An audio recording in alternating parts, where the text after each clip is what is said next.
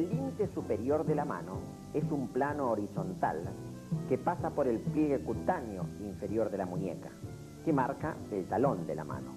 El límite inferior llega a la extremidad de los dedos.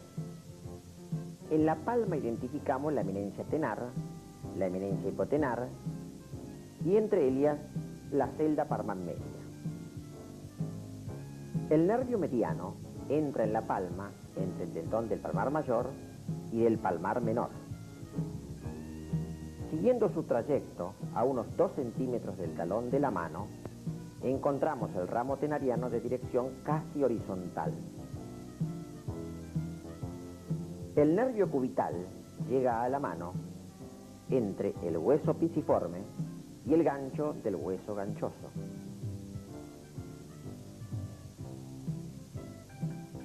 En la palma de la mano distinguimos 3 regiones. Región palmar media, por fuera de ella la eminencia tenar y por dentro la eminencia hipotenar. En la región palmar media, superficialmente hallamos la aponeurosis palmar superficial, de forma triangular a la manera de abanico. El músculo palmar menor, en su inserción distal, abre y despliega sus fibras para reforzar la aponeurosis. Sobre la eminencia tenar observamos el músculo aductor del pulgar. Debajo de él, el músculo oponente del pulgar. Reclinándolo hacia afuera, queda al descubierto el fascículo superficial del flexor corto del pulgar, que cubre al flexor largo propio del pulgar. Por debajo de este tendón, el fascículo profundo del flexor corto del pulgar. Debajo de él, ubicamos las fibras horizontales del aductor del pulgar.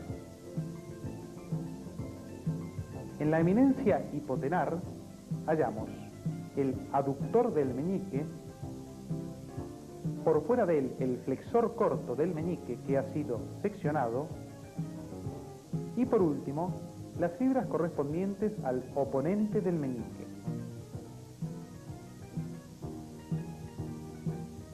El ligamento anular anterior del carpo emite prolongaciones fibrosas que se insertan sobre el hueso pisiforme y forman un canal osteofibroso para el paso de la arteria cubital. En la preparación, vemos como la arteria cubital atraviesa el desfiladero óseo junto con el nervio cubital. Este es el canal de los vasos cubitales o canal de Guyon. Sus prolongaciones se continúan con el ligamento anular del carpo. La arteria radial se anastomosa con la arteria cubital a través de la rama radiopalmar. Se constituye así el arco palmar superficial. La arteria cubital emite la arteria cubital profunda relacionada con el nervio cubital y hueso pisiforme. El trayecto continúa descendente y hacia afuera y se anastomosa con la radiopalmar. De la convexidad surgen las ramas digitales. Ubicamos los troncos nerviosos: nervio cubital, con su rama superficial, nervio mediano, las ramas digitales, y detallamos en la eminencia tenar el ramo tenariano. El sistema de repleción con acrílicos en un miembro inferior fetal, con látex en un miembro adulto, nos demuestran la anastomosis radiopalmar que se efectúa en el arco palmar superficial. Siguiendo las arterias digitales, observamos los anillos nerviosos que las ramas nerviosas digitales suelen formarle.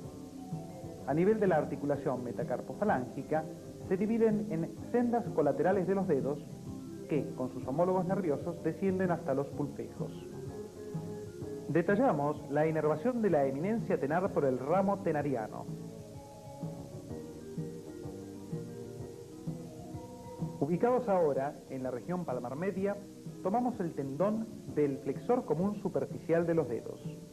Por detrás de él, ubicamos el tendón del flexor común profundo de los dedos. Nos acercamos a la inserción proximal de los músculos lumbricales. apreciamos el detalle de la inserción distal sobre el aparato extensor de los dedos. Descendiendo con los tendones flexores, ubicamos ambas lengüetas del flexor superficial a través de las cuales pasa el flexor profundo. Ubicados en la región palmar, situamos el nervio y arteria cubital. Reclinamos la masa del flexor común superficial y profundo de los dedos, accediendo de esta forma al plano profundo de la palma de la mano. Ubicando los músculos de la región hipotenar, procedemos a reclinarlos. Aductor del meñique, flexor del meñique. Ubicamos así el arco palmar profundo. Distinguimos en su formación la arteria cúbito-palmar, que se ubica externa con respecto a la apófisis unciforme del hueso ganchoso, realizando un recorrido horizontal hacia afuera. Nos dirigimos a la eminencia tenar y separamos sus músculos. Ubicamos el primer hueso metacarpiano y, desarticulándolo del trapecio, procedemos a retirarlo. Las fibras del fascículo horizontal del aductor del pulgar cubren el arco palmar profundo. Lo desinsertamos y descendemos. Ubicamos el arco en su totalidad. Este se halla formado por la arteria radial que, contorneando por detrás la base del primer hueso metacarpiano, se dirige en busca de la arteria cúbito-palmar, cerrando el círculo arterial. Retomando la preparación ahora en una vista lateral, ubicamos los músculos de la eminencia tenar. Procedemos a desinsertarlos y descenderlos. Accederemos de esta forma al plano óseo del primer hueso metacarpiano. Este ha sido seccionado. Ubicamos el trapecio y la base del metacarpiano. Retiramos el hueso metacarpiano para apreciar en detalle la relación existente entre la arteria radial, que contornea dorsalmente la base de metacarpiano y hueso trapecio para formar el arco palmar profundo. Dirigiéndonos ahora a la región palmar, ubicando el plano de los huesos metacarpianos, detallamos los músculos interóseos palmares, el fascículo horizontal y oblicuo del aductor del pulgar. Al reclinarlo, apreciamos el músculo interóseo dorsal del primero y segundo espacio. Nos dirigimos al dorso. Hallamos el plano de los extensores, común y propio del dedo índice, los extensores común del dedo medio y anular, y dirigiéndonos al dedo meñique, detallamos el tendón del extensor común del meñique y propio del mismo. En ciertas oportunidades suelen existir bandeletas fibrosas que unen los tendones extensores comunes. El aparato extensor de los dedos, mediante un complejo de fibras, actúa sobre las falanges. En ellas intervienen elementos musculares de la región de la mano. Ellos son, por un lado, los músculos interóseos, con su inserción proximal en los huesos metacarpianos, y por otro, los músculos lumbricales. El tendón extensor central, a nivel de la cabeza de la primer falange, se divide en tres lengüetas, una central y dos laterales. Sobre ellas actúa el tendón del músculo interóseo y el tendón del músculo lumbrical, que refuerzan esta bandeleta central para terminar a nivel de la tercer falange en un tendón conjunto distal. Lateralmente, apreciamos el detalle del músculo lumbrical. Este actúa sobre la bandeleta lateral del extensor del dedo. Emite dos naturalezas de fibras: las fibras oblicuas externas, que siguen paralelas a ellas hasta el tendón conjunto distal, y las fibras oblicuas internas, que se cruzan a nivel de la segunda falange. En el dorso de la mano, ubicamos el músculo interóseo dorsal del primer espacio y el plano muscular correspondiente al resto de músculos interóseos dorsales.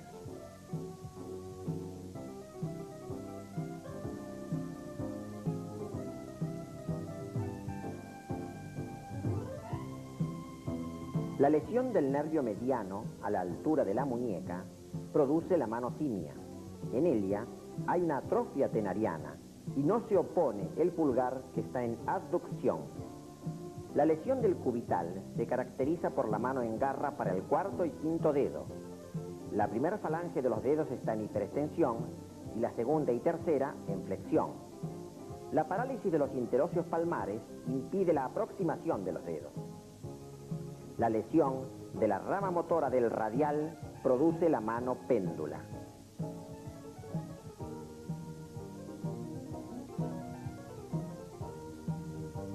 Incidimos el pliegue de la eminencia tenar, separamos los colgajos cutáneos,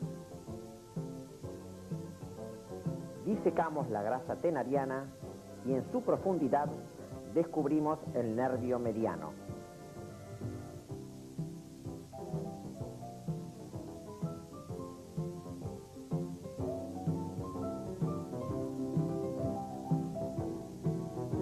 Realizamos una incisión vertical del lado cubital. Reclinamos los colgajos y en la profundidad encontramos el nervio cubital entrando en la eminencia hipotenar.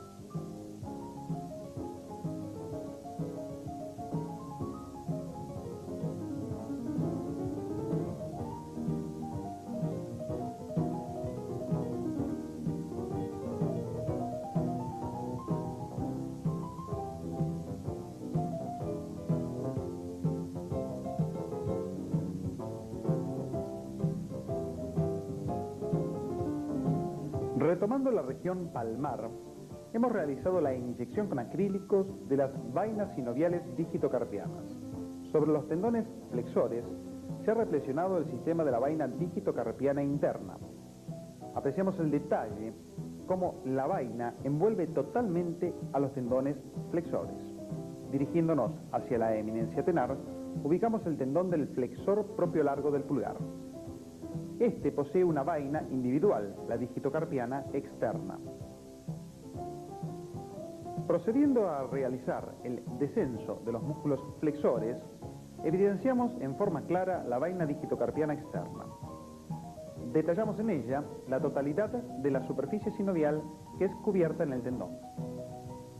Este aparato flexor atraviesa desfiladeros osteofibrosos a nivel de las primeras y segundas falanges de los dedos.